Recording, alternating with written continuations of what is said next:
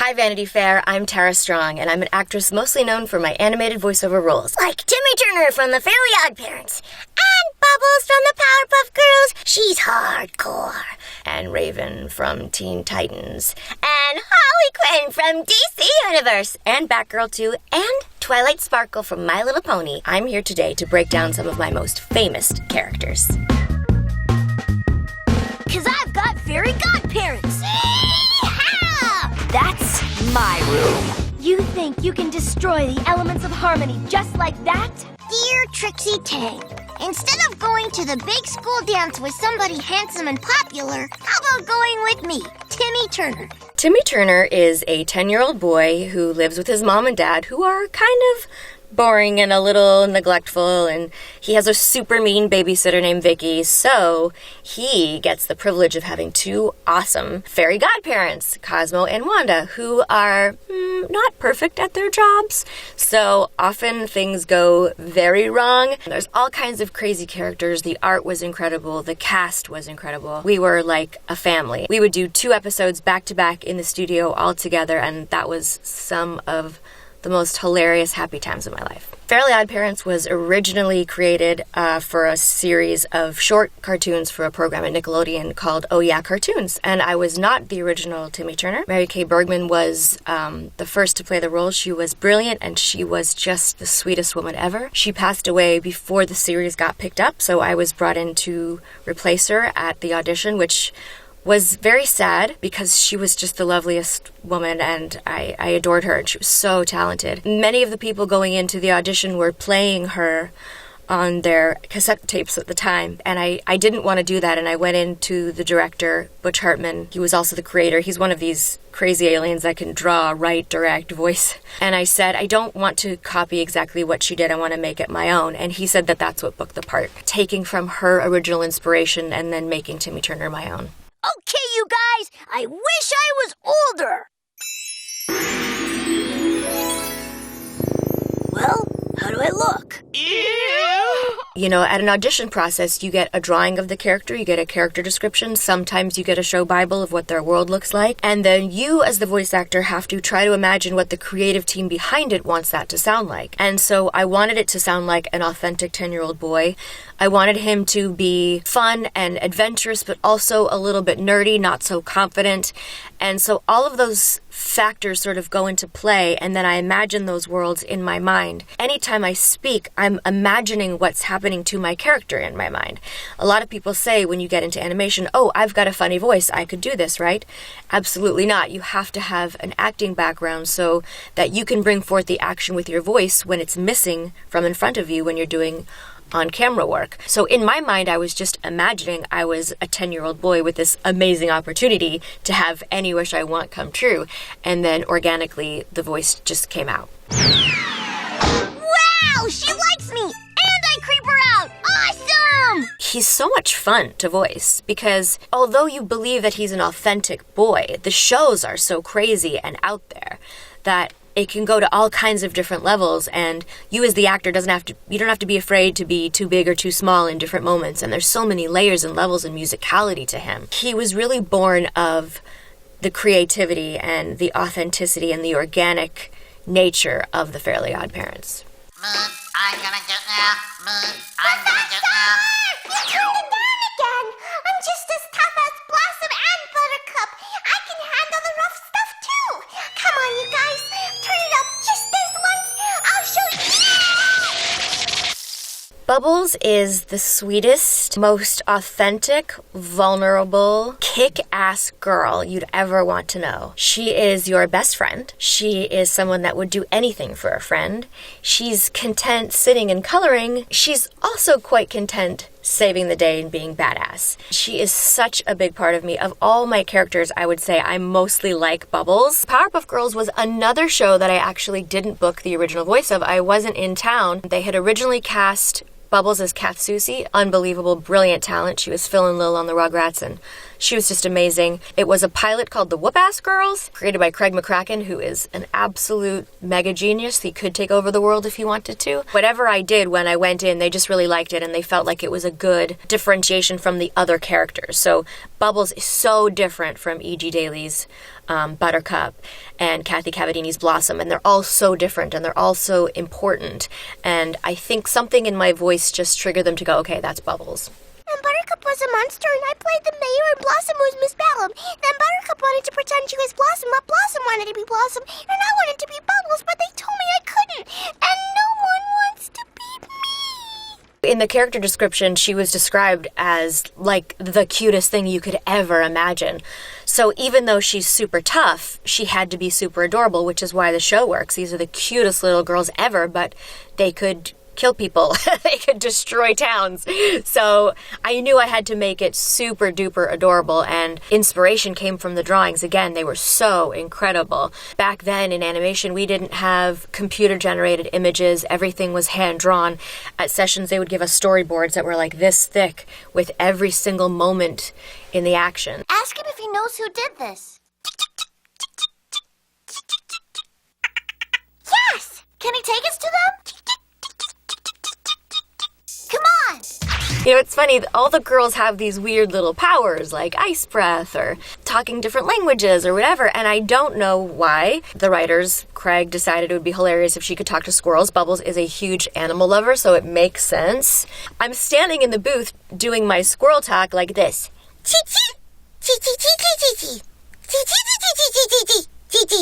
And Tom Kenny, who is, of course, famously known for SpongeBob, he was also the mayor and the narrator. He, looked at me after my first take, and he goes, Tara. And I was like, yeah. He's like, is this how you talk to squirrels? I said, I guess so. I didn't even realize I was doing that. That's how you talk to squirrels. That's my room. Nobody goes in my room. Raven, she's so important. She's so important. When I think about how much she's touched people's lives, you don't know when you book a show like that it's going to be so important to people. When I first went in, I thought I was going to book Starfire because character description for Starfire is she's a grown-up Bubbles. Well, I'm a grown-up Bubbles. And at the time, I was doing something like 5 different dark, tragic teenage voices. I was Batgirl for the same network. I was Kylie on Extreme Ghostbusters, Sharina Wicked, Ingrid from Middle School, from Fillmore. How do I make this girl different? Every single character I create has to be different. They're their own entity. They live in their own universe. They live up in my head when it's their time to play. And I didn't know how I was going to make her different.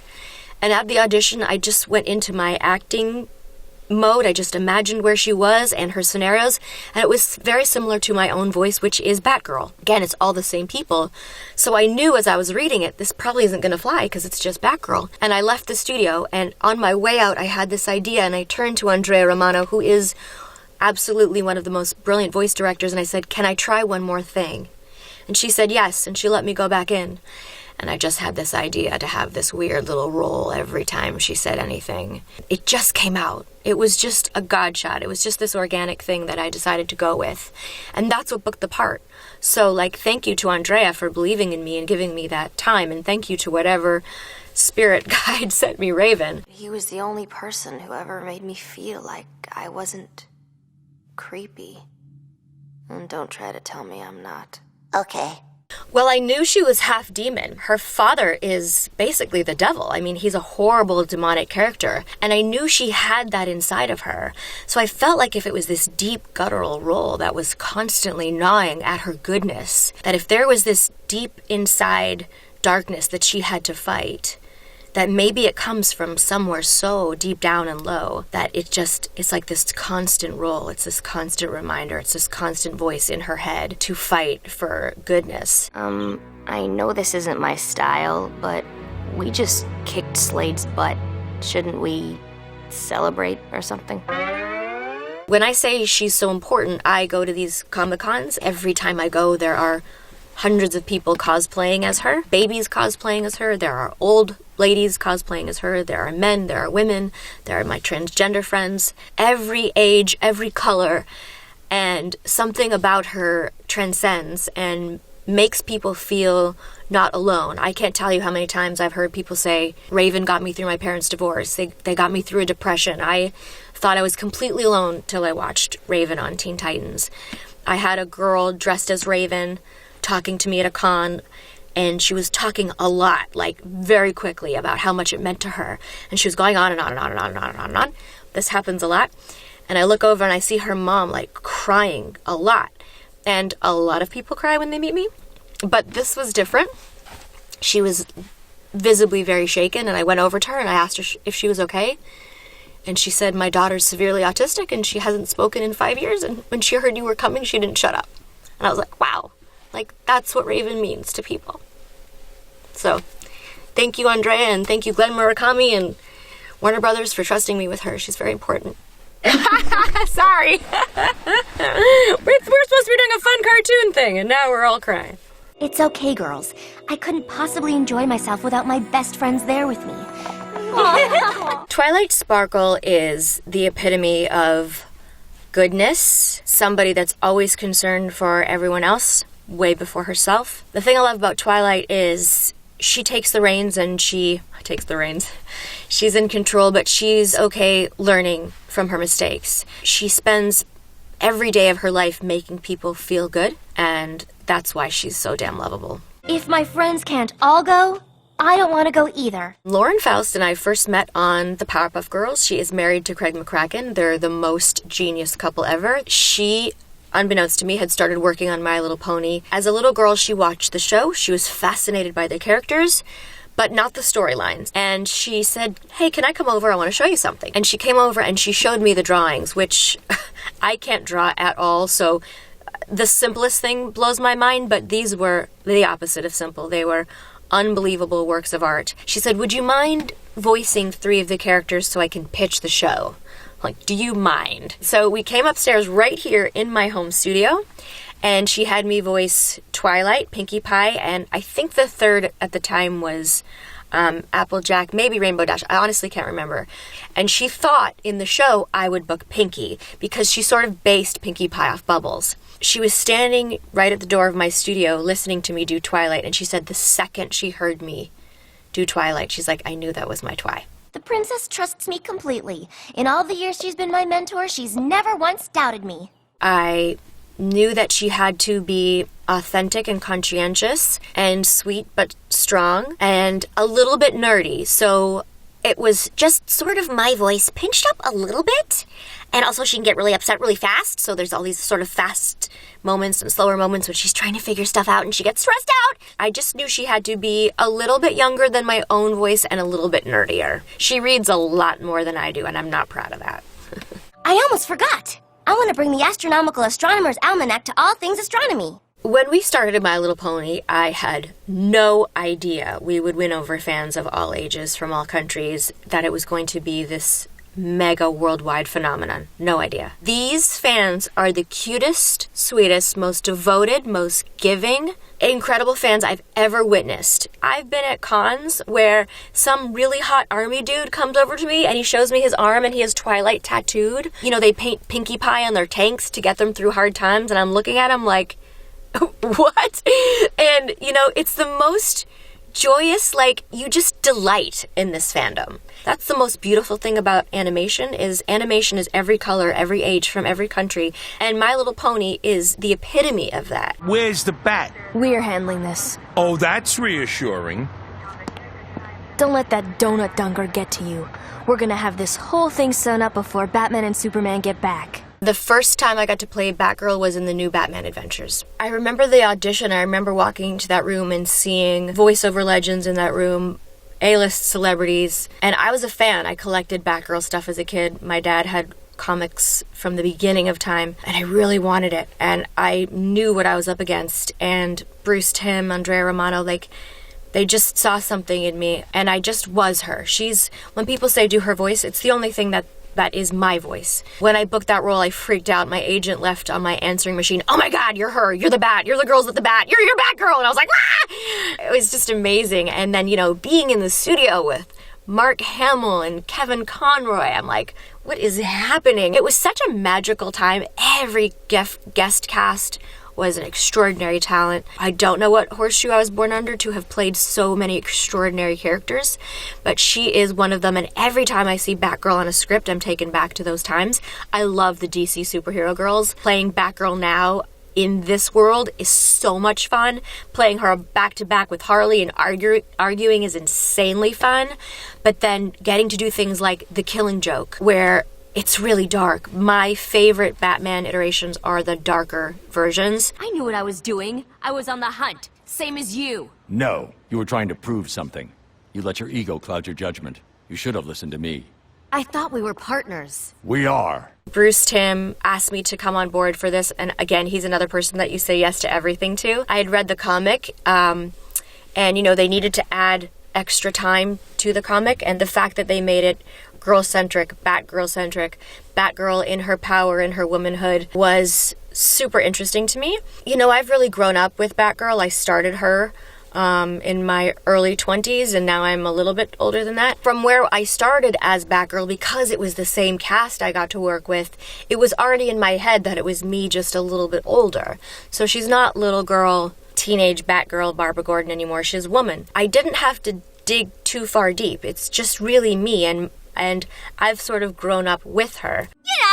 Harley Quinn, Batman's arch-enemy, America's screwball sweetheart. So the first time I got to play Harley was in Arkham City. It was a video game. I, of course, was completely enamored with Arlene Sorkin. The role was created for her, inspired by an on-camera role she played on a soap opera. She's extraordinarily talented and beautiful, and I couldn't imagine anyone else ever taking that role. Colette Sunderman called me in to do her voice for a video game. They just wanted to try something a little bit different, make it my own, not copy her, kind of go to different places and levels with her, and just explore a new version, which is always terrifying with an existing character, someone so well known and so beloved. And so I sat in the studio and was inspired by her brilliance, and of course then making it my own, really being nervous about it until I heard fans embracing her and my version of her. This is it!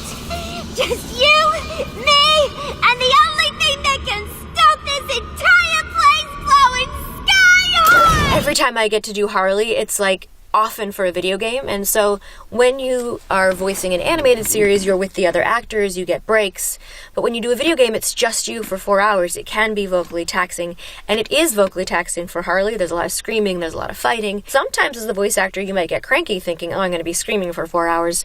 Never cranky for Harley. I'm always like, let's get in there. Like, she really is my therapy. I get to just take out all my frustrations and all my crazy, and she and I, we've become really close. You were supposed to save Mr. J, Bat Brain! From the moment Joker dies, that's not a spoiler if you're a fan, you've seen him die. I cried when he died in the studio. I imagined that moment. I imagined my love dying. But then from that death, Phoenix rises. She's just a force. And I think vocally that just translates through the action and what she's been through. Harley changes vocally for every single world that she's in. It's a tone thing, it's a vibe thing, it's where she is, it's her age. I've done so many different versions of her, and they're all so rewarding to play. When there's a serious Harley moment, we can go back even vocally to Harleen before she got too crazy. In DC Superhero Girls, she's still a girl. She's crazy and fun and unaffected by the world. Barbara Gordon! Harley Quinn's out! Bessie's through and through! Oh, I've missed you so much since you moved away, Babbly Boo! There are versions I've done where Harley is darker than the Joker. There are versions I've done where she's just so badass. Every single version is dictated by the writing, the vibe, the feel, where we are, the world that we're in, and I probably at this point can't count how many different versions of her in my mind exist. Oh, Sebastian, I can't help it. I just love the sea! When I was a little girl, I loved The Little Mermaid so much. I would dance around my room, I would do impressions of her, I had a giant poster on my wall. It existed on that wall in my childhood home in Toronto until 2 years ago when my father passed away and we sold the house. I've always loved mermaids and unicorns. She was so special to me. Ariel was just, wow. Jodie Benson's voice and this whole world, part of her world, like who wouldn't want to be part of that world? When I got the chance to play her daughter, it was like the biggest dream come true. I could have died the next day. I shook her hand and I burst into tears. She's like, "Are you okay, honey?" I'm like, "I've just loved you for so long." My mother wouldn't tell me. She just doesn't understand. Melody came pretty natural to me. I knew she had to be naive, young, but resourceful and curious and brave. I saw the original drawings and was so drawn to her. I mean, as it is, I was already so mermaid crazy that I wanted that part so bad. And so, again, vocally, her voice came from the acting moments and from things that I saw and from the drawings that I saw, the characters around her. She's so pure, like she's just such a pure heart. Originally, I had voiced her in what's called guide tracking, where they bring in a skilled voice actor to lay down all the original vocal tracks and then offer it to an A-list celebrity. Jamie Thomason, who gave me that role, fought for me and said, "This is our Melody," and I got to keep her, which is why most voice actors say yes to guide tracking, because it happens where you get to keep that role. I just wanted to do it justice, and I didn't want to get replaced by Britney Spears. Like, no offense to Britney, but I wanted to be the one. I wanted to be the voice of everything.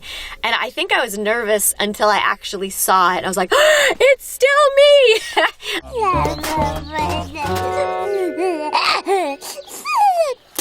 Oh no, look at him! So Dil Pickles was another one that I was guide tracking.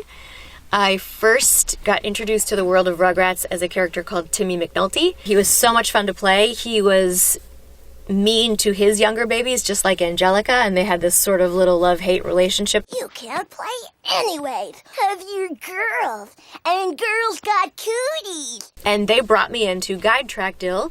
And the original desire was for Madonna to play Baby Dil. My inspiration came from listening to crying babies on planes. I didn't have children at the time. Baby Dil's lines are all, for the most part, in the beginning in the stage directions. Baby Dil grabs Tommy's toy, baby hits Angelica, burps, throws up, poops. My script would be soaking wet, and I would just sit there and imagine all these moments and improvise all these moments. It was like, It's mine. Poopy. Yeah. Whatever it was, and I'd be burbling and doing all kinds of crazy stuff. And then it came time to cry. And they're like, "Baby Dil wails." And I just start wailing and crying, and they stop tape.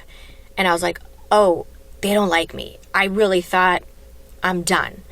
And they came out, they're like, "We had to stop because there's a new mom in the studio and you made her lactate." I was like, "Oh, okay, that's a good thing." And so I got to keep Baby Dil too. You know I'm your best friend, right? The bestest. And you know I would never stand in the way of your dreams. Course not. It's just that, well, your pie, it's What is it, Rob? the worst thing I've ever smelled in the history of the world! So this is another case where I wasn't originally cast. The show was up and running with a different Rocky, and for some reason they decided it wasn't working and they wanted to bring some new people in, and they brought me in to audition, and they said, "We don't want it to be a sound-alike. We want you to make it your own." June was still alive, but not well enough to play the role, June Foray, who was a trailblazer and originally played Rocky. My callback, I got to work with Brad Norman, who is Bullwinkle, who is brilliant. We clicked right away, we connected right away. Scott Fellows, who is the creator of this version, who I worked with on Fairly Oddparents, liked it sounding somewhere in between Rocky and Timmy, and that's what we did. I booked the role, and it was so much fun. Although immediately in the studio, I was kind of nervous because everyone else was doing a bang-on impression. Everyone else sounded exactly like the original. Super gifted, talented group. I wasn't completely confident vocally, and June passed away maybe 4 episodes in. And 5th episode, it was like she jumped in my body and said, "This is how the squirrel is supposed to talk." And I just started doing an impression of her, and it really clicked in, and it really worked. And I asked Scott, "Can we please go back and fix the first 5 that I did?" And he said, "Yeah." And so I really channeled June and did exactly as I imagined her saying hokey smokes and all these amazing adventures, and it was so much fun. And I think the new Rocky and Bullwinkle is one of those amazing, great shows that nobody was watching. It premiered on Amazon. Season 2 is absolutely it's just so fun to watch. The music is brilliant. We have Weird Al in it. I encourage you to just check it out if you haven't seen it. The art and the colors, and it's so politically still hilarious and irreverent and brave, and I really love doing that show. Flying squirrel tail twister! Thank you, Vanity Fair. Those were some of my most famous characters and, of course, most dear to my heart.